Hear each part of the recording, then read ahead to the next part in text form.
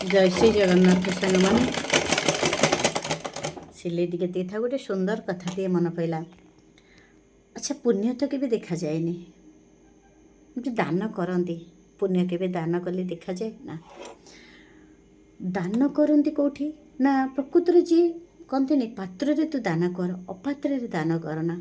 बेले बेले देखूँ जड़े जड़े देखे बेसी बड़ बड़ मंदिर देखिए 5,000 ठारू 5,000 पर्यंत से हुंडी रे पकाउथिबे। कहीं प्रभुंकर कौन अभाव अच्छे? प्रभु तो आमको एति कथा देइचंती, खाइबाकू पिंधिबाकू सबू देइचंती, तापरे भी आमको सक्षम करिथिबारु आमे काहाकू किछि दान दबा पई योग्यता अछि। प्रभु आमको योग्य करिचंती, किंतु जोटा पुण्य देखा जाएनि।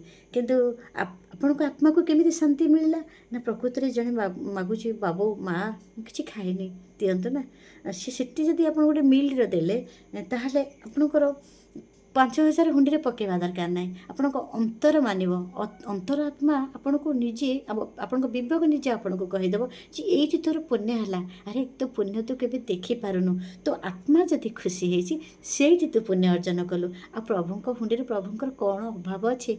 आपड़ टे चिंता करूँ। बड़ बड़ हुंडी बड़ बड़ मंदिर में बड़ बड़ हुंडी आप बहुत पैसा देखी मुझे देखी बोली कहूँ, कारण बड़ बड़ लोक अच्छा बहुत विड़ा विड़ा टंका हुंडी पकई दौथे। मन कौन हो जाए कि 5 टंका 10 टंका छाड़ी देकर आड़े हुंडी पकड़े उफ जब खाया दे था मोर जब से सक्षम थब ना मुझे निश्चित देवी। कारण जीक लोक मुझे कथा कहूँ मोर जी सक्ष पाए मुझे दान करें।